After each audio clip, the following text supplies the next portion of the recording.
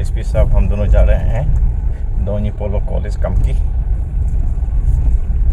जहाँ पे हम लोग थोड़ा सा एपीपी का गोल्डन जुबली ईयर में आउटरीच प्रोग्राम रखा है, जहाँ पे मुझे एसपी साहब ने बोला है कि कुछ जोश टॉक और अपना लाइफ के बारे में बताने के लिए।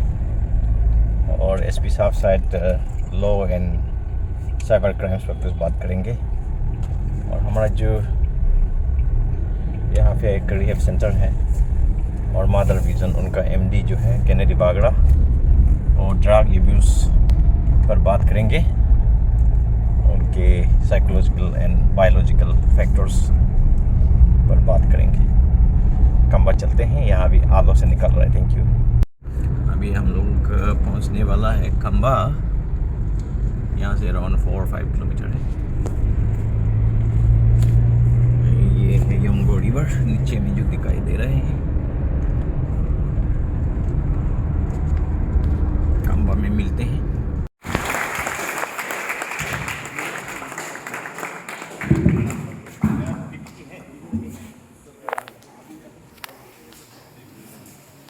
Good morning, everybody. Our respected Vice Principal, all the teaching faculties, dear students, my co-resource person, SP Alo, Mr. Kennedy Bagra, DSP Alo, OC Khamba. Today, I am very thankful to SP Alo for organizing this very beautiful function, beautiful outreach program. And we are all going to cover very important topics. I have not been given any particular topic by SP Alo, but is very common nowadays. And POCSO is also very important new law. You know, the basic principle of law, that is, a person is presumed to be innocent until and unless proven guilty in the court of law, has been changed under POCSO.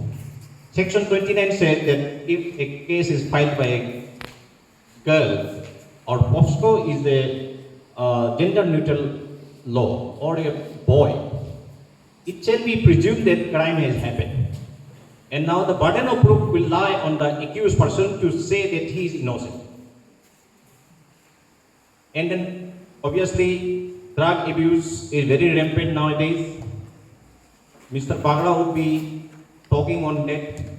No person can be better than him to talk on drug abuse, because he himself has gone through those stages of drug addiction. He has come out and he will talk on various biological, psychological, emotional parts of drug addiction. So,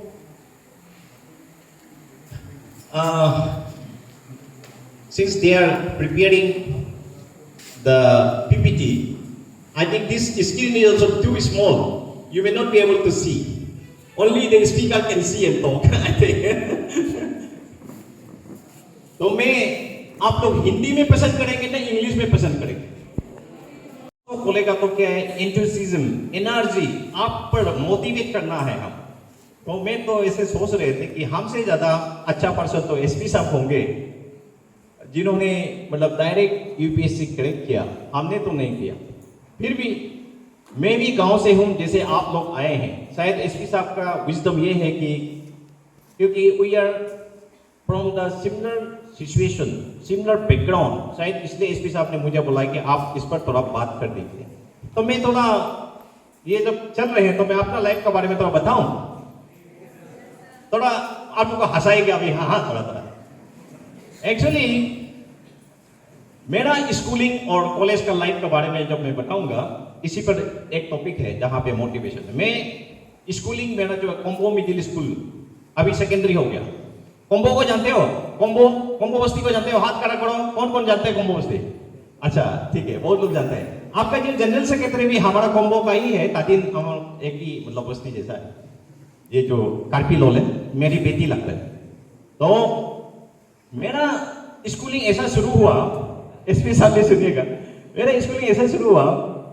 पहले क्या करता था, जो माँ पिताजी खेती जाते हैं तो कोई आया साया कोई देखने वाला नहीं होता है, तो अपना भैया लोग को वो लंच रख के, लोगा बोलता है, गालों में लोगा बोलते हैं सर, लंच को रख के इसको भाई को देखो दे बोल के रखा था एक्चुअली दुमो लोले में।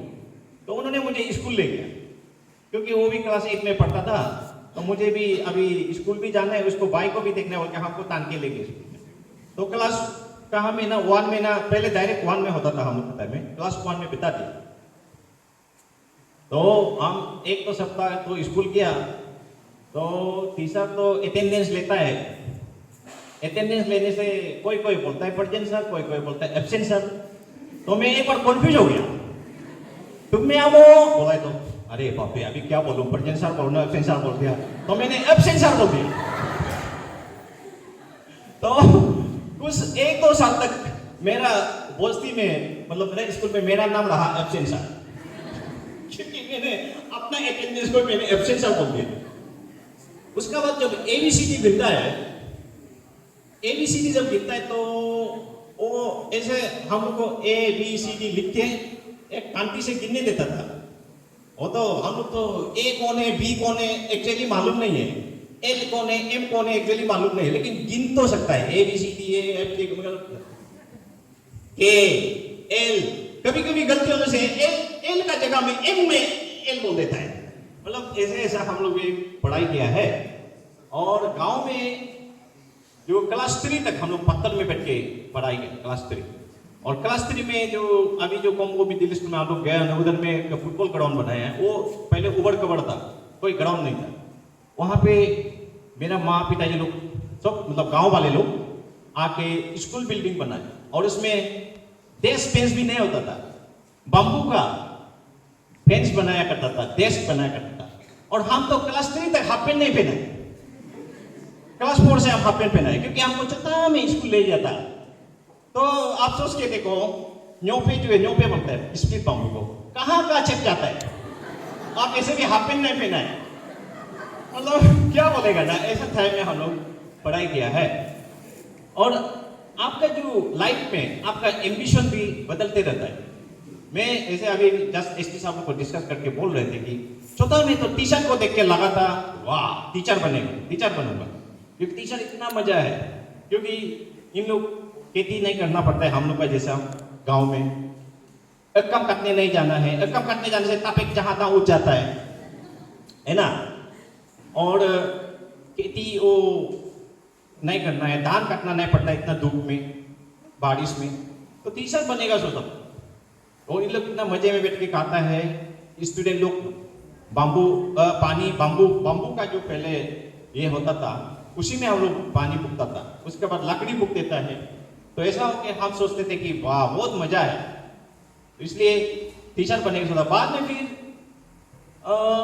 जेई बनेगा सोचा, क्योंकि जेई का बस्ती में आने से इतना स्वागत, हाँ बिल बना देता है बोल के, गाँव वाला आने से पूरा मुर्गी सुर्गी काट के वो शीशे बन के फ्राई श्राई करके खिला रहे हैं। हम लोग तो शीशे आवाज सुनने से पागल हो जाता था, क्योंकि वो खुशबू जो है ना, तेल का खुशबू कभी कभी सुनने मिलता था बस्ती में। मतलब पिकनिक का टाइम में एक बार सुनने मिलता था, गांव में जो पिकनिक होता था स्कूल का उसमें। और ऐसे कभी कभी जब जेई साहब आने से, तो जेई बनने से बस सुनने मिलेगा बोल के सोचा था जेई बनेगा।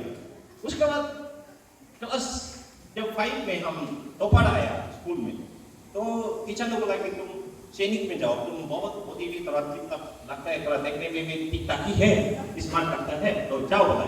हम भी तो एग्जाम दे के देखा, तो डायरेक्ट सेलेक्ट हो गया सैनिक स्कूल में, इम्फाल में जाना था।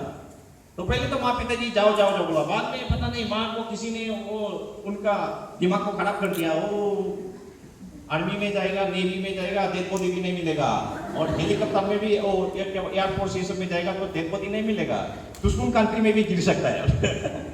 तो माँ का हाथ में रहता है पिताजी। पिताजी का थोड़ा चाबी माँ का हाथ में रहता है, तो पिताजी भी नहीं जाना बोल दिया।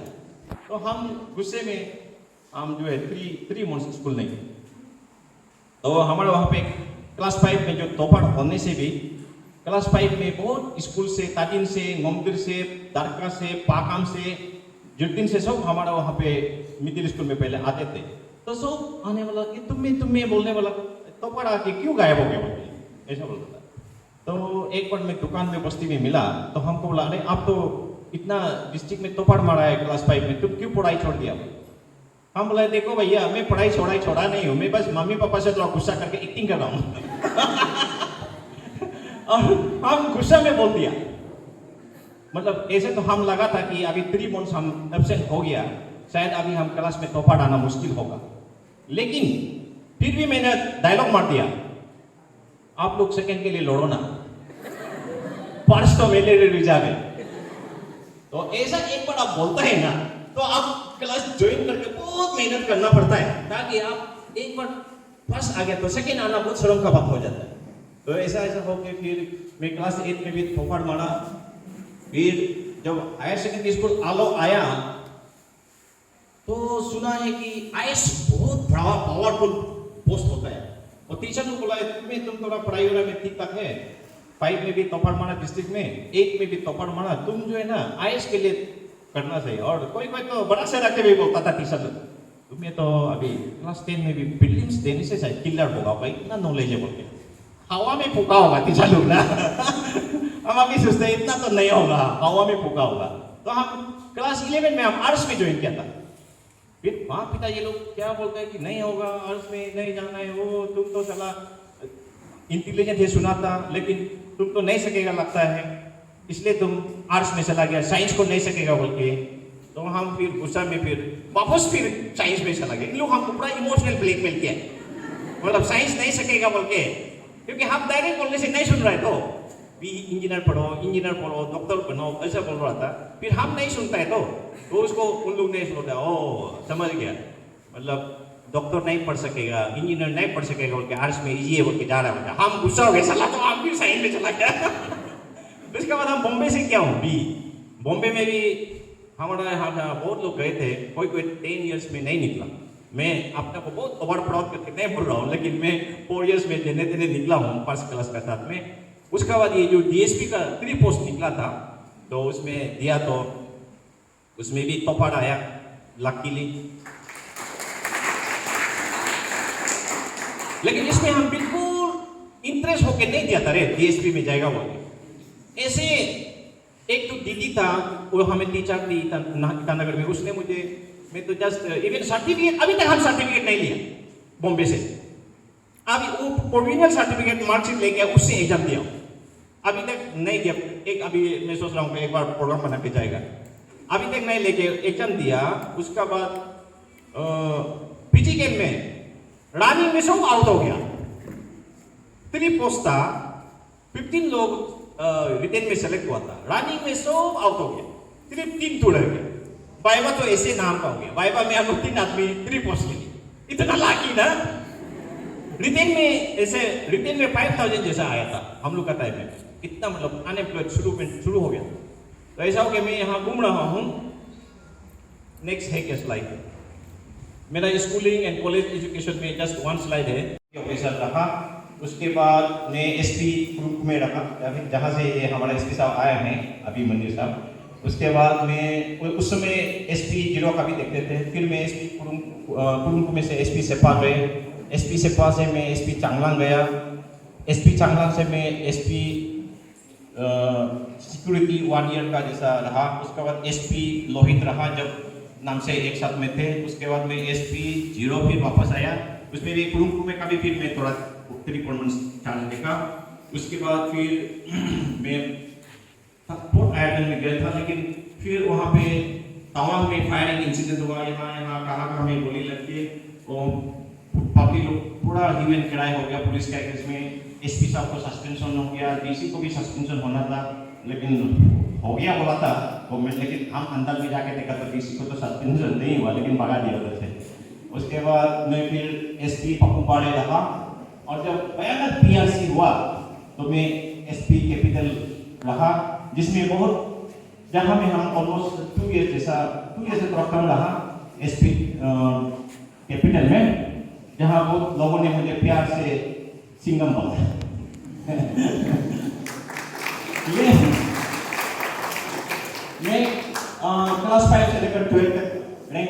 रहा और गवर्नमेंट हेल्थ के लिए आलो से first national talent search scholarship रहा, बॉम्बे से मैं किया और मैं एलएलबी भी कर लिया हूँ यहाँ रह के।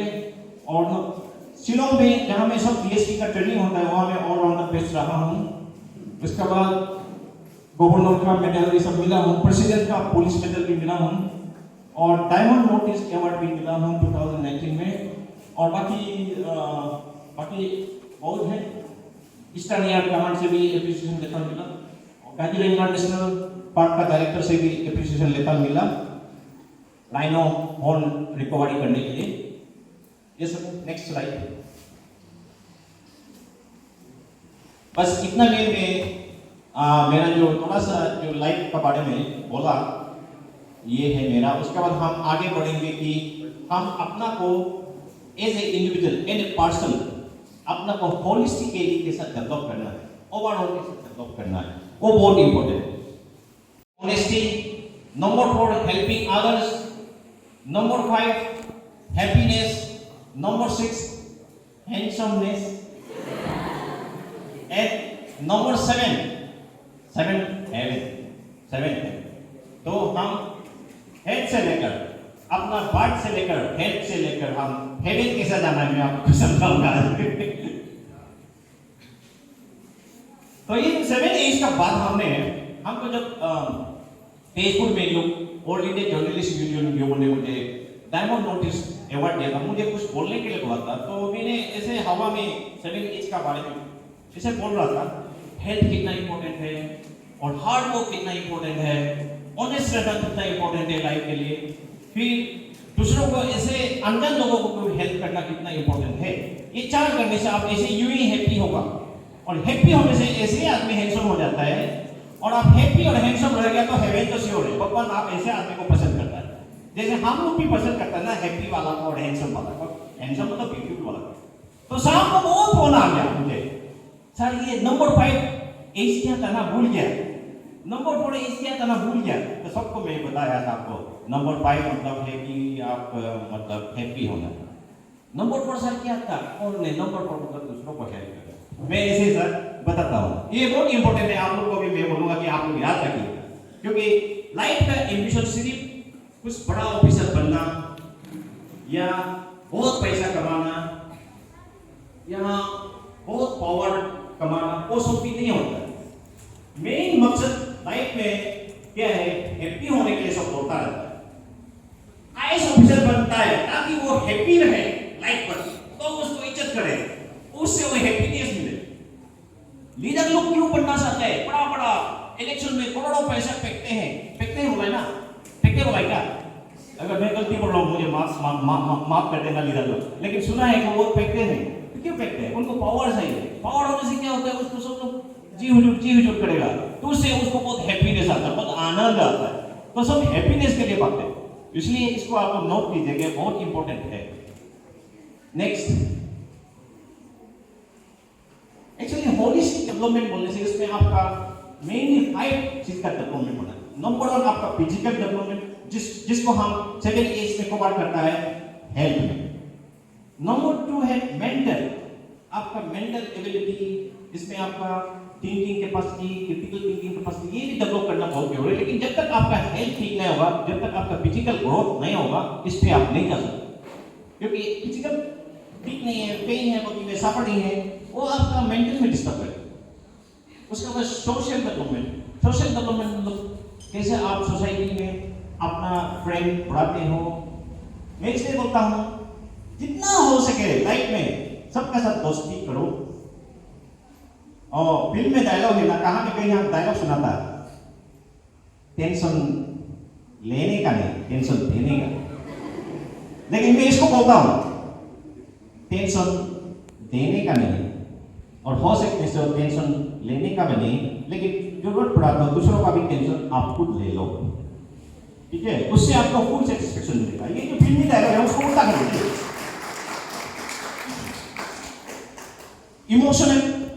इमोशनल आपका क्या है कि आप अपना दुख दर्द कैसे कंट्रोल करना है, बहुत जरूरी है। आज का यंग सब क्या करते हैं, उसको कंट्रोल नहीं करके कोई बहाना ढूंढता है कि मैं कहाँ जाऊं, क्या करूं। उस चक्कर में कोई गलत तरीके में पढ़ते हैं, खराब एडिक्शन में चले जाते हैं, बीड़ी सिगरेट पीते हैं, और जो जिंदगी में हमने आज तक छू के नहीं देखा, स्मोकिंग, और क्या क्या बोलते हैं समझ में नहीं आता, क्या है वो गुटखा गुटखा, क्या है तिरंगा, अरे मतलब अपना जो झंडा है नेशनल फ्लैग उसका भी बदनाम कर दिया, तिरंगा बोल के रख दिया। कोई पानी पीने का चीज है जो बहुत खराब चीज है, केमिकल का, अरे कहाँ से लावा वापस सुनो ना, अधिक है तो इसमें रखा हो जाएगा। तो ये intellectual learning, developing mental process, language and thinking, mathematics भी इसमें आएगा तो आपका। हम सुने आर्ट्स में जाने वाला मैथ्स में कोड वाला हो जाता है, लेकिन मैं आपको बताऊंगा नेक्स्ट टाइम में, अभी आने वाला स्लाइड में, कि आप भले ही आर्ट्स में हो लेकिन क्लास 5 से लेकर क्लास 10 तक का मैथ्स जरूर पढ़िएगा, फिर आपका जरूर काम आएगा लाइफ में। Intellectual, mental level, social, integrating with others and communication skill. हम इतना पढ़ाई क्यों करते हैं? ताकि हम कम्युनिकेट कर सके, लोगों के साथ हम कैसे बिहेव करना है और कर सके।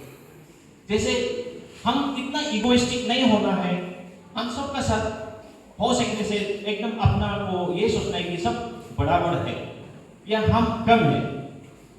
अगर मैं एक कमांडेंट होने से भी मुझसे बहुत जूनियर या इवन स्टूडेंट भी आते हैं मेरा ऑफिस में, मैं उठ के उसको रिसीव करने में मेरा कोई जाएगा क्या? मैं डिमोशन हो जाऊंगा क्या? नहीं ना, उल्टा अच्छा लगेगा। सर को ये हो कि भी स्टूडेंट को भी खड़ा करके रिसीव करता है, ये अच्छा मैसेज तो जाएगा ना। तो सोसाइटी में ऐसा होने में क्या लॉस है? इमोशन और स्पिरिचुअल में बहुत इंपॉर्टेंट है। स्पिरिचुअल मतलब आपका ये जो physical, mental, emotion and social, इससे ऊपर जो moral values, what is right, what is wrong, what is legal, what is illegal. लेकिन सोसाइटी में ऐसे कि some morally wrong may not be illegal also, and some morally right may be still illegal, क्योंकि society में ये देखता है कि ये इसको हम लॉ मेकर को बोलते हैं, इसको हम क्राइम मानते हैं, इसको हम क्राइम नहीं मानते। ऐसा जैसे फॉर एग्जाम्पल 497 आईपीसी का जो 5 years का सजा होता था, अगर पति का कंसेंट का बिना कोई पत्नी के साथ एफआईआर रखते हैं, सेक्सुअल रिलेशन रखते थे, पहले उसमें 5 years का सजा होता था। वो मॉरली भी रॉन्ग था और लीगली भी रॉन्ग था, लेकिन आज का दिन में वो मॉरली रॉन्ग होने से भी लीगली राइट हो गया। सुप्रीम कोर्ट ने बोला नहीं, ये तो वुमेन का चॉइस है, उनका मर्जी है, वो उसका पार्टनर को शादी कर दिया तो क्या अपना पार्टनर को लाइफ टाइम उसका स्लेव बनेगा क्या? ऐसा टाइप का इसमें जजमेंट है उसका। मैं बहुत बड़ा जजमेंट, लेकिन आज उस पर नहीं बोलूँगा, जैसे एग्जाम्पल का तौर पे मैंने कोट कर रहा हूँ। तो इसलिए इस पर भी जानना बहुत जरूरी है, what is right, what is wrong, morally also, legally also. अब सोसाइटी में जीना है तो दोनों को आप फॉलो करो। नेक्स्ट ये है आपका ऑब्वियसली फिजिकल डेवलपमेंट, आपका मेन फाउंडेशन है। जैसे बिल्डिंग जब बनाते हैं आपका फिजिकल डेवलपमेंट बहुत जरूरी है। फिजिकल डेवलपमेंट में आएगा वॉकिंग कर सकना, वॉकिंग एक फाउंडेशन में है, और टॉप में स्पिरिचुअल एंड मेंटल डेवलपमेंट है, और बाजू में, दोनों बाजू में ये भी इंपॉर्टेंट है लाइफ। नेक्स्ट होलिस्टिक डेवलपमेंट बहुत इंपॉर्टेंट है। आपको चाइल्ड को या किसी को भी लाइफ के जितना भी डिमांड्स एंड चैलेंजेस को फेस करने के लिए, उसके बाद वेरियस स्ट्रगल्स है जिंदगी में, उसको फुल्ली कामली कैसे आप फेस करना है, उसके लिए आप होलिस्टिक डेवलपमेंट बहुत जरूरी है। नेक्स्ट मैं ज्यादा टाइम टेकिंग नहीं करूंगा क्योंकि हम शायद लंबा चलेंगे, तो ये इस पर मैं थोड़ा बात करूंगा। जो पहले मैंने बोला था कि ये होलिस्टिक डेवलपमेंट के लिए मैंने 7 H's का फॉर्मूला बनाया, इसको आप थोड़ा ध्यान से सुनिएगा। इसमें मैं थोड़ा सा आप लोगों को हंसाऊंगा भी होगा या आप इंटरेस्टिंग भी लगेंगे। बहुत लोग बोलते हैं कि हेल्थ इज वेल्थ, तो इसको तो मैं नहीं मानता, क्योंकि health can not be compared with anything else. आपका वेल्थ का क्या वैल्यू जब आपके पास हेल्थ नहीं है? Am I right? हेल्थ इतना इंपॉर्टेंट है, उसको वेल्थ के साथ कंपेयर करना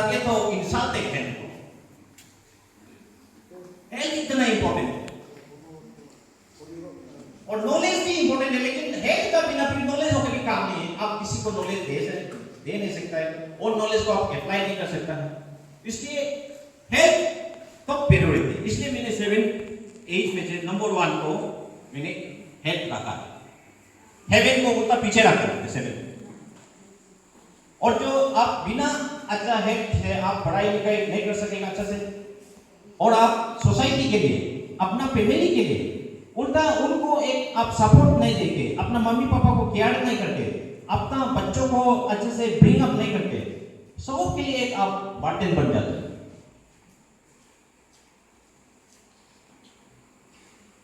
तो हेल्थ जो है बहुत इंपॉर्टेंट है। मैं आपको जस्ट अभी याद आया, हम लोग गप्पे मारते समय उधर में रूम में, मेरा एक भाई था, मेरा नेक्स्ट वाला, मतलब वेरी हैंडसम, हमसे कम 3-4 inch toll, very tall, very intelligent, और क्लास में पढ़ाई वढ़ाई नहीं करके भी मैथ्स ये सब 90 ऐसा मिलते थे क्लास 10 ये सब में, ऐसे आप ये सब very brave, very courageous, very dairying, ऐसा मेनली। लेकिन उन्होंने अपना हेल्थ का वैल्यू नहीं किया और अपना इमोशन और अपना बिहेवियर, अपना कॉन्डक्ट कंट्रोल नहीं किया। थोड़ा हुआ में डर गया, दोस्तों के साथ झगड़ा करके, एक बार तो दोस्त को काटेगा बोल के दौड़ा, तो दोस्त भाग गया, वो ये उसको काटने का चक्कर में टेबल को टुकड़ा कर दिया। ऐसा हॉस्टल से आउट हो गया क्लास 10 में। उसके बाद तो बाहर बैठ गया, तो पी पाके घुमा, फिर भी क्लास 12 भी पास हुआ, कॉलेज गया, डीएन कॉलेज में पढ़ रहे थे, लेकिन घूमते ही रहता है, बाइक साइड लेके कहाँ से दोस्ती करता है। वो इतना स्मार्ट है कि सबको दोस्ती बना लेते थे, और हम लाइन नहीं मारेंगे वो मारता था, लाइन मारने में भी आ गए, मतलब। लेकिन क्या है कि इन्होंने हेल्थ को वैल्यू नहीं किया, एंड अनफॉर्चुनेटली उनको स्टोमक कैंसर हो गया, और आज मतलब 2014 को उनका देहांत हो गया। जबकि आज भी मैं जी रहा हूँ पत्ता करता, जो उससे मैं बड़ा हूं। इसलिए मैं बोलता हूं हेल्थ कितना इंपॉर्टेंट है, उस पर आप ध्यान दीजिएगा। उसके लिए आप कुछ नहीं करना है, बस थोड़ा सा आप लाइफ में मेंटेन करना है। इवन और लंबा चौड़ा एक्सरसाइज का भी जरूरत नहीं है, थोड़ा सा डाइटिंग थोड़ा कम करें, और ये जो जितना भी नशा वाला चीजें मौत का है, आपका जो गुटखा तिरंगा क्या वो मौत का है, ना का है, ये इंपॉर्टेंट है। और आप अगर लंबा जिंदगी जीना है, हेल्थ बहुत इंपॉर्टेंट है। आपने ये किताब पढ़ा है, ठीक है, किसी ने पढ़ा है दिस बुक, ये जापानीज बुक है। इसमें लिखा है आदमी बहुत लंबा जिएगा, कभी दिन ऐसा दिन आएगा मैं उस दिन तक जीऊंगा बोल के सोच रहा हूं। देखिए अभी जो है हम लोग का लाइफ का जो एवरेज लाइफ एक्सपेक्टेंसी मतलब आप कब मर सकता है। 1960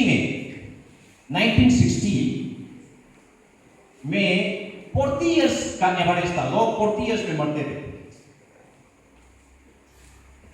उसी तरह 1980 में 50 इयर्स में, आज बड़ो होके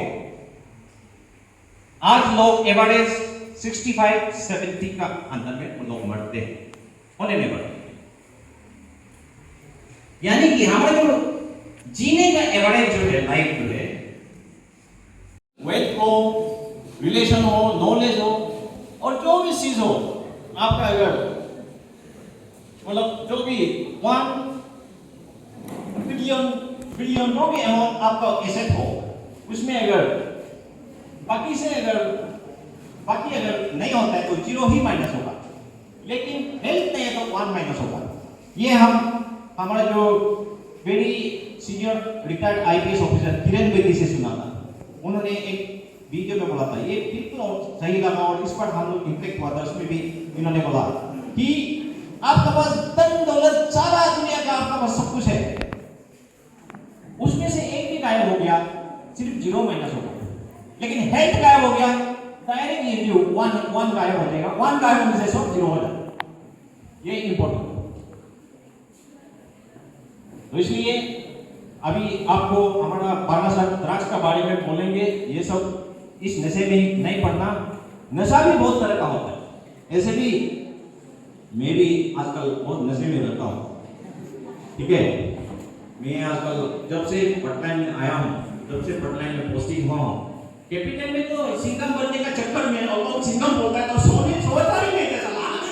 और सिंगम बनने का चक्कर में ना सोया ही नहीं, बड़े लोगों को जवाब देता था, जहाँ बोल पे होता था पहुंच जाता था। मतलब लोग सिंगम बोलता है बोलते, और भी सिंगम बनने का चक्कर में। लेकिन जब से पटना में आया हूँ थोड़ा फ्री हो गया हूँ, तो यहाँ मैं पूरा नशे में रहता हूँ। और यहाँ मेरा नशा है आफ्टरनून को फुटबॉल खेलना, और फुटबॉल करके उल्टा हमसे जवान वाला लोग थक जाते हैं। मैं फुटबॉल में आज तक मेरा रिकॉर्ड है, मुझे कोई सब्स्टिट्यूट नहीं किया। अरे उसके लिए खाली तो बनता है यार।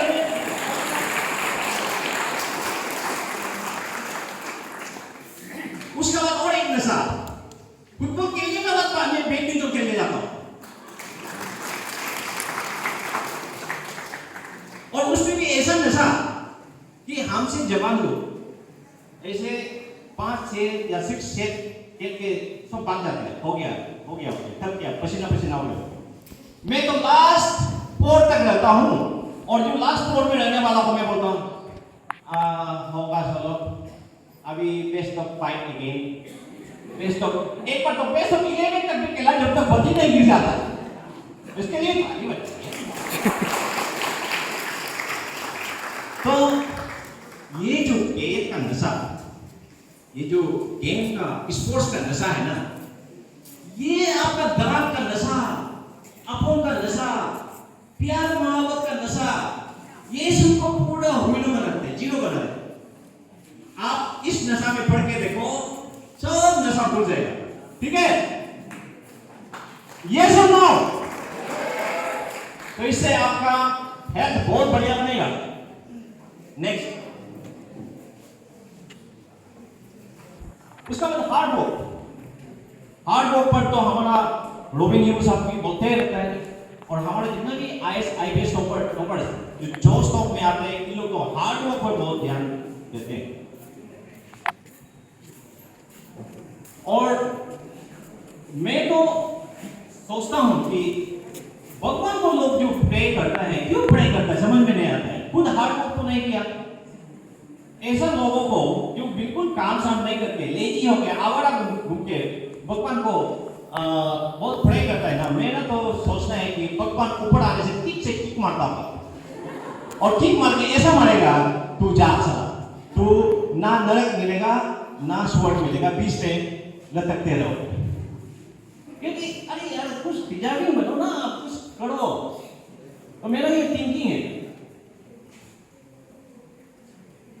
और इसी में भी लेकिन if you want to work hard, if you want to keep yourself fit to work hard, you have to keep a very good health, है कि नहीं? क्योंकि गुड हेल्थ का बिना मेंटल हेल्थ भी नहीं होगा। जैसे हम देखते हैं ना, कितना ग्राउंड है, जब तक ग्राउंड फर्टाइल नहीं होगा, उसमें अच्छा सब्जी नहीं होंगे, अच्छा कोई भी खेत नहीं होगा, अच्छा खेती नहीं कर सकते। वही तरह का आपका बॉडी ब्रेन के लिए फर्टाइल होना पड़ेगा। तो कितने लोग हार्ड वर्क करते हैं यहाँ पे? हाथ खड़ा करो। हार्ड वर्क तो लगता है आप लोग 20% लोग भी हार्ड वर्क नहीं करते। अच्छा, कितने लोग अपने को बहुत टैलेंट मानते हैं? हाथ खड़ा करो। हाँ? कितनी नहीं? सुनो, देखो मेरा ख्याल से कोई भी नोबडी इज नॉट टैलेंट। ना हम टैलेंट है। मैं तो थोड़ी से हमारा एसपी साहब डायरेक्ट IAS क्रैक किया, लेकिन वो भी तो not born talent. Everybody has to work hard to be talent. आप टैलेंट है वो क्या है? सोते रहने से जब जागेंगे ना, अपने को ऐसा लगेगा ओहो माय गॉड, मैं तो सबसे दाग हो गया, मेरा फ्रेंड तो बहुत टैलेंट हो गया, क्योंकि उन्होंने वर्क हार्ड किया। इसलिए आप हार्ड वर्क करके देखो लाइफ में। मैं जब क्लास 9-10 में जब टॉपर होता था, मेरा एक फ्रेंड था, वो बोलता था कि हम भी आपका ऐसा हार्ड वर्क करेगा, ठीक है करो। तो दूसरा हॉस्टल में बैठता था, मेरा हॉस्टल में शिफ्ट हो गया, उसमें भी उसको सेटिस्फाई नहीं हुआ, मेरा रूम में शिफ्ट हो गया, मेरा बगल में। तो मेरा पढ़ने का तरीका होता था, टारगेट सेट करता है हम, ये काम को मतलब ये सेक्टर को मैं आज खत्म करके सोऊंगा, ऐसा मैं करता था। जैसे 3 सेक्टर या 2 सेक्टर में सेलेक्ट करूंगा, उसका मैं कुछ क्वेश्चन बनाऊंगा, फिर आंसर बनाऊंगा, बहुत तरीका से कंसल्ट करके तो मैं उसको बनाऊंगा। उसके बाद हम तो नोट मेकिंग करके पढ़ते हुए सब होता, लेकिन वो तो उनका ऐसा पढ़ने से भी वो नहीं सकता है, वो तो लेकिन वो सो जाता है। मेरे साथ मैं तो 1-2 बजे तक पढ़ के बैठता था, क्योंकि जब आप टारगेट सेट करते हैं ना, टाइम जल्दी चला जाता है। आप जो ऐसा लगेगा ये तो 1 मिनट में 5-6 आवर्स से लगे, ऐसा होता है। लेकिन आप टारगेट सेट नहीं करके टाइम सेट करने से क्या होता है, आप 9 PM तक पढ़ना चाहते हैं, तो आप तो 5 या 6 PM से स्टार्ट होते हैं, तो आपका तो 9 PM आएगा ही नहीं कल सुबह तक। मतलब ऐसा होगा 9 PM कब आएगा, आपको तो सोना है, और आप इधर उधर घूमते रहेगा, क्या का बात होगा, उसका बाद मोबाइल होगा या दोस्तों को टेक्स्ट करेगा, थोड़ा कैसे हो, अरे आप पढ़ाई कर रहे ना, दोस्त को टेक्स्ट करता, पढ़ाई का नाम में आप ऐसे ही बैठे पढ़ाई नहीं करते। तो इसलिए डोंट सेट टाइम का टारगेट, सेट टास्क का टारगेट, वर्क का टारगेट, वो आपको सुबह तक पढ़ने देगा। ये तो मेरा दोस्त पढ़ाई करके जब ना आके देखते सो जाता है, पहले क्या करता है, सो जाता है। तो उसको बोला तो नहीं, अभी से लेकर नहीं सोए, मैं तो आज जूता पहन के बैठूंगा, जूता, और भी जूता को गंदा करके बैठा है ताकि वो नहीं सोना है। तो एक बार तो हम सोचे कि अच्छा इस बार तो डिटरमाइन नहीं, जूता पहन के बैठा है, उसका मतलब वो जूता भी नहीं निकलेगा तो जरूर बिस्तर में नहीं उठेगा, वो पढ़ के बैठेगा। तो मैं भी विश्वास कर ले, शायद आज मेरे साथ पढ़ के रात भर बैठे। थोड़ा बहुत मैं उठ के देखा तो वो जूता का साथ अंदर में ब्लैंकेट का अंदर पाँव चला गया। ऐसा तो होता है। तो इसलिए मैं तो आप लोग स्टूडेंट्स हैं, तो मैं स्टूडेंट लोग को मैं ये बोलता हूँ, आप इतना मेहनत करके देखो, इतना मेहनत करके देखो, ऐसे सिर्फ 1 साल की भी नहीं है, मतलब कभी 2-3 साल 5-6 साल, इतना मेहनत करके देखो कि आप क्लास में टॉपर या कोई एग्जाम में टॉपर नहीं आया तो भगवान को इतना दुख हो जाए, भगवान को पूरा आंसू आ जाए, 2-3 बाल्टी भगवान का आंसू गिर जाए, और भगवान जो है उसका इतना मूड खराब हो जाए कि वो 2-3 महीना तक खाना ना खाए। इतना पढ़ के देखो, इतना मेहनत करके देखो, सिर्फ पढ़ाई में नहीं, कोई भी चीज में ऐसा करके देखो। और मैं 100% गारंटी के साथ बोलता हूँ, जो एग्जाम को चला गया उसमें तो भगवान कुछ भी नहीं कर सकता है, लेकिन अगला एग्जाम के लिए भगवान जरूर अपना डायरी में नोट करेगा, ये लड़की को या ये लड़का को तो अगला बार जैसे भी टॉपर होगा। तो इसलिए इतना मेहनत करके देखो, और टॉपर नहीं हुआ तो आप शायद इस बार जो मतलब पब्लिक सर्विस कमीशन में उल्टा पुल्टा हो रहा है, वो टाइप का सोच लो। अगर टॉपर नहीं हुआ डायरेक्ट एफआईआर दर्ज कर दो, हम तो इतना मेहनत किया था, टॉपर नहीं हुआ सर हमसे। और अभी जो पब्लिक सर्विस कमीशन में हुआ और हो रहा है, अभी it's a matter of investigation, उस पर हम बात नहीं करना चाहते हैं, लेकिन असली का ऐसा भी हुआ है तो मैं बहुत दुख हूँ, क्योंकि मैंने बहुत लोगों को दाता, तुम लोग सदा एग्जाम में अच्छे से लिखता नहीं और हम लोग को बोलते रहते हैं। बहुत लोग बोला, मेरा एक भाई भी है जो मतलब 2009 से जैसा डिप्लोमा किया, उसके बाद फिर BE भी किया, तब से लेकर मतलब एग्जाम देता मिलता नहीं। हम इसलिए आप ऑनेस्ट रहिए, हार्ड वर्क कीजिए तो आप ऑनेस्ट रहेंगे। आपका सिर्फ ऑनेस्ट बकने से नहीं होगा, कॉन्डक्ट में भी आप ऑनेस्ट दिखाइए। उसके बाद ऑनेस्ट आदमी चिल्ला के मैं ऑनेस्ट हूं बोलने का जरूरत नहीं, बहुत लोग जानेंगे कि आप ऑनेस्ट हैं। और मैं तो सोचता हूं कि भगवान जो है ओमनीप्रेजेंट है, और भगवान जो है हमारा यूनिवर्स का CCTV है, सबको देख रहा है कौन गलत कर रहा है कौन सही। ये इंसान में हमेशा राइट नहीं करता है, कभी कभी गलती सबका होता है। दुनिया में कोई भी 100% परफेक्ट वाला नहीं होगा, लेकिन आपका जो अच्छा चीज है खराब से ज्यादा अच्छा होगा। आपका अगर आप 30% फेक भी है, 30% आपने कभी कभी गलती भी किया है, लेकिन आप 70-80% सही करना चाहिए। और ऑनेस्टी की बात करने से तो आप जानबूझ के कभी भी डिसऑनेस्ट नहीं होगा। नेक्स्ट,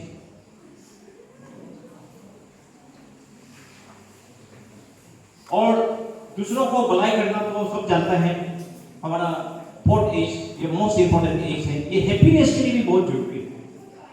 तो मैं तो ऐसा बोलता हूं कि हेल्प जो है, अपना रिलेटिव्स, अपना फ्रेंड्स, अपना फैमिली, इसको हेल्प करना ये हेल्प नहीं है, ये आपका ऑब्लिगेशन। इसको हेल्प मत करो। हेल्प उसको बोलते हैं जिसको आप बिल्कुल नहीं जानते मदद किया, उसमें जो सेटिस्फेक्शन मिलेगा ना, वो आप जिंदगी भर याद रखेगा। आप अगर रास्ता में जा रहे हैं, कोई उधर एक्सीडेंट से हो या कोई उधर मतलब आधा मरा पड़ा हुआ है, भले ही वो आपका दुश्मन नंबर 1 हो, लेकिन एज ए ह्यूमन बीइंग हमारा ड्यूटी बनता है कि उसको पहले हॉस्पिटल पहुंचाए। वो बेहोश भी है तो उसको हॉस्पिटल पहुंचाए। अगर हॉस्पिटल वाला बोलते हैं कि यहाँ ऑपरेशन करना पड़ेगा, 25,000 लगेगा, कहीं से भी जुगाड़ करके 25,000 दे दो। उसका बाद अगर डॉक्टर बोले हाँ इससे हो जाएगा, तो बस आप चला जाओ। बताने का जरूरत नहीं है कि हमने 25,000 दिया आपके लिए। अगर आपका दुश्मन भी है तो उसको भी आप बताने का जरूरत नहीं है गमन से, आप तो हमको ऐसा दुश्मन ही किया था लेकिन आपको मैंने बचाया, ये भी बोलने का जरूरत नहीं है। आपका ड्यूटी है किसी नीति को मदद करने। मैं तो हमेशा बोलता हूं, don't help greedy people, help needy people. इसलिए मैं आप लोगों को बोलता हूं, डोंट बी ग्रीडी। अगर आपका असली का नीति है तो हम लोग भी मदद करने को तैयार रहता है कभी कभी, लेकिन डोंट बी ग्रीडी। और ऐसे भी ये दुनिया में हम लोग सब नेकेड आया है, यहां से सब नेकेड जाना वाला है। यहां जितना भी धन दौलत बनाओ, प्रॉपर्टी कमाओ, ये कुछ काम आने वाला नहीं है। आप मरते समय उल्टा बहुत टेंशन होगा, हाँ मैंने तो इतना इतना पैसा रखा था, मेरा बैंक में तो 1 करोड़ ऐसा कुछ है या ऐसे 2 करोड़ है, ओ माय गॉड मैं तो मर रहा हूं, कौन लेगा? ओ माय गॉड ऐसा हो क्या? मेरा बिल्डिंग को कौन हड़प लेगा होगा मेरा मरने के बाद? ना मैं बच्चा लोग बिक्री करेगा क्या? स्टमक पेन है, मेरा माथा दर्द है, और क्या क्या मेरा लीवर में प्रॉब्लम हो गया, मेरा टॉयलेट ठीक से नहीं हो रहा है, मेरा वो नहीं हो रहा है, ये सब होगा नहीं। आपका हेल्थ अच्छा रहा तो और हैप्पीनेस होगा, और अच्छा से आप हार्ड वर्क किया तो उससे कॉन्फिडेंस होगा, सक्सेस भी मिलेगा, सेल्फ रेस्पेक्ट मिलेगा। ऑनेस्ट आपको पब्लिकली आपको इमेज एंड रेस्पेक्ट कमांड करेगा, और दूसरों को हेल्प करने से आपको फुल सेटिस्फेक्शन मिलता है, सेल्फ सेटिस्फेक्शन मिलता है, सेल्फ रेस्पेक्ट मिलता है। मैं एक कल परसों मुझे एक दोस्त ने शेयर किया, रतन टाटा। कितने लोग रतन टाटा को जानते हैं? हाथ खड़ा करो। मैं रतन टाटा का एक कहानी सुनाओ। चलो सर एक मिनट। रतन टाटा को किसी रेडियो इंटरव्यू में पूछा, सर आप कब सबसे हैप्पी हुआ? आपने हैप्पीनेस कभी देखा? तो रतन टाटा ने बोला, हैप्पीनेस तो 4 तरह का उन्होंने मतलब देखा था, 4 स्टेज ऑफ हैप्पीनेस मैंने देखा। एक तो उन्होंने वेट क्रिएट किया, रिसोर्स क्रिएट किया, ये सोच के कि इतना धन दौलत का साथ में बहुत खुश रहूंगा, लेकिन उसने देखा कि उससे भी उसको हैप्पीनेस नहीं मिला। तो उसने सोचा कि डॉक्टर में बहुत सुंदर सुंदर ज्वेलरीज, कार्ड्स, कॉस्टली कार्ड्स, बंगला बनाऊंगा, उससे शायद हैप्पी होगा। वो भी करके देखा, उससे भी उसको हैप्पीनेस मिला। तो उसने सोचा कि शायद मैं दुनिया में और या मतलब रिचेस्ट या मोस्ट पावरफुल और बिगेस्ट प्रोजेक्ट में लेना चाहूंगा। तो उन्होंने 95% of diesel supply to India and Africa उसने दिया। सोसाइटी में अफ्रीकन वाला भी मुझे इज्जत से बात करेंगे, इंडिया वाला, उससे भी उसको हैप्पीनेस नहीं मिला। तो मैं वो तो इतना दोनों ढूंढता रहा कि हैप्पीनेस कहाँ मिले। तो कोइंसिडेंटली उनका एक फ्रेंड ने उसको फोन किया, रतन जी आप 200 व्हील चेयर प्रोवाइड कीजिए, डिसेबल जो बच्चा जो चल नहीं सकता है उनका स्कूल में जाना है जहाँ में 200 से थोड़ा कम स्टूडेंट पढ़ते हैं जिनका चल नहीं सकता है। तो रतन ने बोला होगा ठीक है मैं तो व्हील चेयर दे देता हूँ। तो उस फ्रेंड ने बोला नहीं नहीं आप भी आना पड़ेगा, आप खुद अपना हाथ से। तो उन्होंने उसको भी एक्सेप्ट किया, अपना दोस्त को दिया, उन्होंने उस स्कूल में दिया 200 व्हील चेयर दे दिए। जब उसने व्हील चेयर दिया, बच्चे लोग व्हील चेयर में बैठ के जो पहले चल नहीं सकते थे ऐसे सब इतना खेला आपस में खेला, उसको देख के बहुत अच्छा लगा। और उसको उस दिन लगा कि थ्रू हैप्पीनेस नीडी पीपल को हेल्प करने। सुना तालियां है। और उससे भी ज्यादा हैप्पी कब हुआ जो वो जा रहे थे किसी बच्चा ने उसको पाँव पकड़ लिया, उनमें से जो जिनको व्हील चेयर दिया। तो रतन ताता बोला अरे प्यार से बेटा छोड़ो, मुझे जाना है, छोड़ो। तो बेटा ने बोला फिर पकड़ा, छोड़ता नहीं। तो रतन ताता ने बोला तुमको क्या चाहिए, कुछ और चाहिए क्या? तो लड़का ने बोला नहीं आपका चेहरा देखना है, जब हम हेवन जाएंगे वहां आपको दुख के थैंक्स बोलूंगा फिर से। मतलब अभी तक उस बच्चे ने उनको जो हेवन में भी ढूंढेंगे रतन ताता जी को बोला, वो आज तक उसको हैप्पी रखता है रतन ताता जी। तो इस तरह का आप लोग करने का कीजिए। नेक्स्ट, उसके बाद आप ये सब 5 आइटम करेंगे। हेल्थ अच्छा रहा, ऑब्वियसली हेल्थ अच्छा आपका खुद ही ग्लो होता है ना। आप ब्यूटी पार्लर में जाने की जरूरत नहीं, सैलून में जाने का। मैं आज तक ब्यूटी पार्लर नहीं गया क्योंकि लड़का लोग भी जाता है, होके सुना है ना, जाता है क्या लड़का लोग? जाता है क्या? जाता है ना। सैलून में जाता है, सैलून में जाता है, सैलून में जाता है। कौन गया लड़का? हाथ खड़ा कर दो, कौन गया है? अच्छा देखो लड़का लोग भी जाता है, बोला सुनने में मेरा मिसेस उस दिन हमको बोला चलो ना एक सैलून में जाएगा, बोला सैलून में जाएगा। वो कहाँ पे है सैलून है? वो यूनिसेक्स सैलून वो चंदन नगर में है। अरे यार क्या मतलब बहुत टाइम टेकिंग होता है। नहीं होगा तुम तब तो पास। हम एक बार गया उस दिन, वो भी वाइट के साथ सिर्फ बाल कटवाने के लिए। तो हमको बोला सर आप इधर लगा दो, कुछ लगा। हम बोला कितना टाइम लगा? सर 1 आवर से हो जाता है। नहीं मुझे बस माफ कर दो। तो एक अच्छा रहा तो ऑब्वियसली ग्लो होगा और आपने हार्ड वर्किंग किया ऑब्वियसली और ग्लो होगा क्योंकि आपका जो अंदर में जो बैड टॉक्सिक्स है वो निकाल देंगे। और आप ऑनेस्ट रहा तो किसी का सामने झुकने का जरूरत नहीं। अगर किसी ने आपको बोलेगा कि आपने मेरे से 1 रुपया पूछ लिया, ऐसा कोई बोल नहीं सकता, तो आप किसी का डर नहीं और आप दूसरों का हेल्प किया और आप हैप्पी रहा, ऑब्वियसली हैंडसम बने और ब्यूटीफुल हो। भगवान आपको जितना भी सुंदर आंख बनाए, सुंदर नाक इतना लंबा नाम का स्किन का जैसा और बहुत सुंदर वाला लिप्स भी बनाए, रेड रोज से भी ज्यादा रेड वाला, लाल से भी ज्यादा रेड वाला। लेकिन आप अब ये भी झगड़ा करेंगे, उनके गुस्सा में घूमते रहेंगे, या मेरे मम्मी पापा मर गया, या मेरा बच्चा मर गया टाइप का, या मेरा भाई मर गया टाइप का, अगर दुखी आत्मा घूमेंगे तो आप कभी सुंदर नहीं। लेकिन भगवान आपको थोड़ा सा आंख झका बढ़ा के कर भी दिया और दांत भी टेढ़ा मोड़ा कर दिया, हाँ नाक भी थोड़ा सा मतलब मोटा तगड़ा बना दिया, तब भी अगर आप हमेशा स्माइल और हैप्पी रहेंगे ना, मैं तो गारंटी के साथ बोलता हूं आप सुंदर नजर आएंगे। एग्री करता है कि नहीं? एग्री करता है तो थोड़ा ताली बजाइए। उसका बाद मेरा लास्ट है हेवन जाएंगे आप लोग। मस्जिद में, चर्चेस में, गुरुद्वारा में क्या है, धोनी फोटो ये लगे सब में जाने की जरूरत नहीं। मेरा ख्याल से अगर if God is supreme, if he commands everyone, there cannot be 2, 3, 4, 5 gods. God will be only one.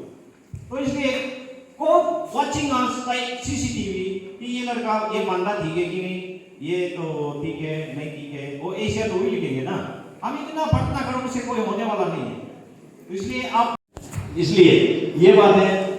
Next हो गया क्या? हाँ, उसके बाद हम एनवायरनमेंट को भी भूल नहीं सकते। ये दुनिया को हम भूल नहीं सकते। मैं बाकी सब मेरा 7 हो गया, फिर ये 7 भी तब तक काम का है जब तक हमारा एनवायरनमेंट ठीक ठाक हो, हमारा फ्लोरा है पौना ठीक ठाक हो, हमारा जो नीट एंड क्लीन हो एनवायरनमेंट। यहाँ आजकल है ग्लोबल वार्मिंग, डिफॉरेस्टेशन, ये का हमारा आरसीसी बिल्डिंग्स का फॉरेस्ट सिटीज में, मतलब ये दुनिया को बर्बाद कर रहा है। And we have created artificial environment. हमारा नेचुरल एनवायरनमेंट क्या है? जंगल। हमारा नेचुरल एनवायरनमेंट क्या है? जानवर, रिवर्स, फिशेस, ये सब हमारा था। लेकिन अभी हमने ऐसा आर्टिफिशियल एनवायरनमेंट क्रिएट करके रखा है कि समझ में नहीं आता क्या करें। और हम लोग जो पढ़ाई लिखाई कर रहे हैं ना, आर्टिफिशियल एनवायरनमेंट को जीने के लिए कर रहा है। मैं आज जस्ट हमारा एसपी सर को एक जोक टाइप का भी सुना रहा था। जब मैं डीएसपी नया कन्नौर में ऑब्जर्वेशन में बैठा, मेरा माँ अभी भी एकदम खाता खाता, मेरा माँ अभी भी खेती करती है। उस समय तो वो जवान नहीं था, जवान हो गई, उसको कुछ पता नहीं ना। मेरा ऑफिसर बेस में आए तो मोई का फोन आया, मेरे जो आंटी का फोन आया। तो मैंने अनर बोला, अनर आंटी का फोन है। फोन तो गालों नहीं समझेगा, फोन तो हिंदी या इंग्लिश ही समझता हो मेरा माँ। तो हम बोले नहीं, फोन जो है ना, आप फोन में आप गालों में भी बात कर सकते हैं। तो बोला अच्छा, ऐसा गालों समझने वाला फोन बनाया है?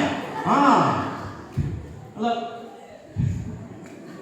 ये सब फोन, मोबाइल, गाड़ियां, सब ये हमने आर्टिफिशियल एनवायरनमेंट क्रिएट करके रखा है। और इसी आर्टिफिशियल एनवायरनमेंट को सस्टेन करने के लिए, इसको रन करने के लिए हम सब पढ़ाई कर रहे हैं। नहीं तो आईएएस का भी जरूरत नहीं था आर्टिफिशियल एनवायरनमेंट को चलाने के लिए। इसलिए ये हम अपना एनवायरनमेंट को प्रोटेक्ट रखना है अच्छा से। पॉपुलेशन एक्सप्लोर, डिफॉरेस्टेशन, ये सबको होना नहीं है। अब जब भी प्लास्टिक होते हैं तो उसको रास्ता में मत के पॉकेट में रख के जहां डस्टबिन देखे वहां डाल दीजिए। ये मतलब गुड कंडक्ट होगा आपका। और ये जो हम तो जो कोरोना से पहले, कोरोना जब ये कोविड-19 बोलता है, ये आने से पहले से भी हम ईटानगर में भी जो हमको कभी-कभी इससे स्पीक करने के बोलते थे, तब भी मैं ये बात करते थे। देखो, हम इंसान लोग ने बहुत सेल्फिशनेस दिखा के ये दुनिया को कब्जा कर दिया। ये दुनिया सिर्फ हम इंसानों का थोड़ी है, ये दुनिया टाइगर्स का है, ये दुनिया एलिफेंट्स का है, ये दुनिया डियर्स का है। तो बेचारा उनका पास तो कोई एडवोकेट पढ़ने वाला भी नहीं है, कोई मिस्टर एलएलबी है ही नहीं टाइगर में, मिस्टर टाइगर, मिस्टर लायन जो अपना हक के लिए लड़े। अरे हक के लिए नहीं लड़ता है तो हम उनको हक दे देना है क्या? देना है ना, देना है ना। तो हम फॉरेस्ट को उनके लिए रख देना पड़ेगा, बहुत फॉरेस्ट। हम सिर्फ इंसान कब्जा करके बैठेंगे तो उसका सजा भगवान देगा हमको, और दे रहा है। ये कोविड जो है ना, कोविड जस्ट थ्रिलर है, ट्रेलर लिख दिया, जस्ट एग्जाम्पल के तौर पे आपको दिखाया, देखो इंसानों आप सुधर जाओ, नहीं तो कोरोना से निकलने वाला भी दूंगा। इसलिए हम सुधरना है, नहीं तो हमें सफाया करने वाला भी देगा कभी नहीं। ये आप अपना डायरी में, दिमाग का डायरी में मार्क करो। एक ऐसा ऑफिसर 20 साल पहले बोला था, शायद वो अभी भी जिंदा है कि नहीं मर गया क्या दुनिया में बोल के था, शायद है क्या नहीं क्या, शायद जिंदा भी होगा। हम तो पुराने परिवार में जीने के लिए खड़ा हूँ, ताकि मैं उस स्टेज को पहुंचूंगा जिसमें every year life expectancy 1 year से ज्यादा बढ़े, यानी कि आप नहीं मरेंगे। अगर आप एवरी ईयर 1 ईयर तो क्या 15 months अगर एवरी ईयर बढ़ता है तो वो यंगर होगा तो अच्छी बात है। 400 years जाएगा तो और भी 800 900 years जी। तो इसलिए एनवायरनमेंट को हम प्रोटेक्ट करना बहुत जरूरी है। नेक्स्ट, और ये दुनिया जो है ना, सब लोग हम लोग बोलते हैं कि this earth belongs to us. First question का आपको बहुत जरूरी है। मल्टीपल चॉइस क्वेश्चन में आप कैसे करते हो? सिर्फ जानने वाला को यस लिखता है ना, नहीं जानने वाला को भी करता है, गूगल भी मारता है। कौन लोग सिर्फ जानने वाला को करता है? हाथ खड़ा करो। और कौन लोग गेस करता है? हाँ, देखो गेसिंग भी बहुत जरूरी है। गेसिंग भी बहुत जरूरी है। इसमें मैंने ऐसे रफली बनाया है कि आपका मतलब नेगेटिव मार्किंग होने से, नेगेटिव मार्किंग में हमसे नेगेटिव मार्किंग भी सपोज 1/4 है, 1/2 है, कभी कभी 1/3 भी होता है। तो ऐसा हालत में आपका क्या करना चाहिए? और जहां में आप फिर एक भी करेक्ट या इनकरेक्ट ऑप्शन आपको मालूम नहीं, जहां में आप एक इनकरेक्ट ऑप्शन मालूम है, जहां में आप 2 इनकरेक्ट ऑप्शन मालूम, शायद आप इसको समझने में थोड़ा तकलीफ होगा। इसको आप हाँ वीडियो आप खींच सकते हैं या तो इसको कैमरा में खींच सकते हैं, ये काम आएगा। जहां में नेगेटिव मार्किंग नहीं है और जहां में आप इनकरेक्ट जानो या ना जानो, जहां में नेगेटिव मार्किंग नहीं है उसमें आप पूरा गेस फॉर मार्किंग से कोई प्रॉब्लम नहीं है, ठीक है? जहां में नेगेटिव मार्किंग नहीं है। नेक्स्ट, और यहां में 1/4 का नेगेटिव मार्किंग हो तो क्या होगा? नंबर 1, जहां में आप बिल्कुल नहीं आता है उसमें भी लेकिन गेन ही है, लेकिन वो बहुत लंबा चला पड़ता है। अगर बिल्कुल नहीं जाता है तो उसको मत करो, 1/4 करने को। लेकिन आप जहां में एक इनकरेक्ट आंसर चलता है, यानी कि आपका ऑप्शन हो जाओगे 3 में आपका करेक्ट होने का चांस है 1/3 और मार्क मिल रहा है 1/3। रॉन्ग होने से आपका जाएगा इतना मतलब है आपका 1/6। तो आपका 1/6 सिर्फ पैदा होगा, इसलिए आप और आपका केस इसमें अगर 2 इनकरेक्ट जाता है तो उसको आप अटेम्प्ट करना चाहिए। उसके बाद नेक्स्ट है जहां में 1/2 नेगेटिव मार्किंग हो, उसमें तो अगर आप बिल्कुल नहीं जाते हैं तो उसको अटेम्प्ट मत करो, आपका लॉस हो जाएगा। अगर आप एक इनकरेक्ट आंसर जानता है उसमें करके भी फायदा नहीं है, क्योंकि आपका दोनों बराबर है। और जहां में आपका 2 इनकरेक्ट आंसर आप जानते हैं, ऑप्शन सिर्फ 2 हो जाते हैं, तो इसमें चांस है। तो ये है, बस इतना है। नेक्स्ट, उसके बाद आप पर्सनालिटी टेस्ट जो आपका एक्चुअली नॉलेज टेस्ट नहीं है, पर्सनालिटी टेस्ट आपका ओपिनियन बेस्ड क्वेश्चन, कभी very rarely fact based question. Facts मतलब ये क्या वो क्या वो, ओपिनियन में आपका आप क्या सोचते हैं, क्या वो वाला आपका होता है। तो आप इस पर जो करेंट टॉपिक है, specially in respect of Arunachal Pradesh, ये सब आप जानना चाहिए। आपका क्या बोलते हैं, आपका PRC IRP सब रिपोर्ट है। बाकी तो आपका इंडिया में था, सब चल रहा था। और मेटर ऑफ इंटरेस्ट जो आपका ग्लोबल वार्मिंग, कोरोना का इफेक्ट और नेशंस का कोरोना, ये सब होता है। HIV गवर्नमेंट स्कीम, दुनिया भर के गवर्नमेंट स्कीम है, उस पर भी आप पूछ सकते हैं। उसका बाद आपका एजुकेशन बैकग्राउंड, फैमिली बैकग्राउंड पूछते हैं, और आपका ऑप्शन पेपर या GS पर आपको पूछते हैं। और important events on your interview day में जो इम्पोर्टेंट है वो भी आप लकीली आप जानना चाहिए। आपका ऑल ओवर वर्ल्ड में आपका इंटरव्यू आज है, तो आज क्या क्या इवेंट चल रहा है वो भी जानना जरूरी है। या प्रीवियस से इंडिया में बहुत लोग IPS ऑफिसर बहुत पॉपुलर है, बहुत ही ज़्यादा KPS डील का जैसा पॉपुलर वाला मेरा ख्याल से है। व्हाटएवर में भी उन्होंने मतलब कुछ कभी उल्टा सीधा जो भी हो, लेकिन उनका जैसा डेयरिंग एंड एफिशिएंट कॉप या एज अ पर्सन शायद very few even among other service, उनका जैसा रेडियो विजय कुमार, इन लोगों का जैसा और भी बहुत है ऑफिसर्स ना जो IPS में बहुत अच्छा नाम कमाए। तो आईपीएस भी अच्छा है, आप लोग बनना चाहिए, अभी से क्लियर करते हो। आईएएस भी बढ़िया है। और स्टेट पुलिस में तो अभी तो बेस्ट ऑब्वियसली डीएसपी लोग जल्दी जल्दी प्रमोशन मिल जाते हैं, मतलब एसपी का पोस्टिंग मिल जाता है, प्रमोशन हो जाता है। तो इससे अच्छा बस आपको एज ए सीनियर बस आपको यही गाइड कर रहा था। और जैसे मैं पहले बोल रहे थे कि never believe that jobs can be both. ऐसा सोचने से आप पढ़ाई नहीं करेंगे और पैसा जुड़ेगा कि कैसा करेंगे। बस it is better to believe कि jobs can never be both, ताकि यू वर्क हार्ड हो के आपको एग्जाम नहीं मिलने से क्या होगा। लेकिन सोसाइटी में आपको सब बोलेंगे तो इंटेलिजेंट है, ये बहुत स्मार्ट है, चलो इसको क्या पता ऐसा दिन भी आएगा कि अरुणाचल में पैसा से नहीं, आपका इंटेलिजेंस, आपका स्मार्टनेस, आपका क्वालिटी से कोई आपको एमएलए बना देगा, लीडर बना देगा आने वाला दिन में। Work so hard, so much that not only people around you, but God also takes notice of it. ये हम already बोल दिया। Let the God feel guilty if you don't talk.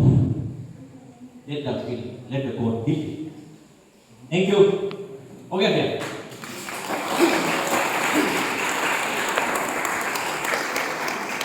मैंने ज़्यादा टाइम ले लिया, सॉरी एसपी साहब and बाला साहब। इन दोनों का भी बहुत इंपॉर्टेंट है, हमसे ज़्यादा इन लोगों का, क्योंकि हम लोग विदाउट मच प्रिपरेशन आया।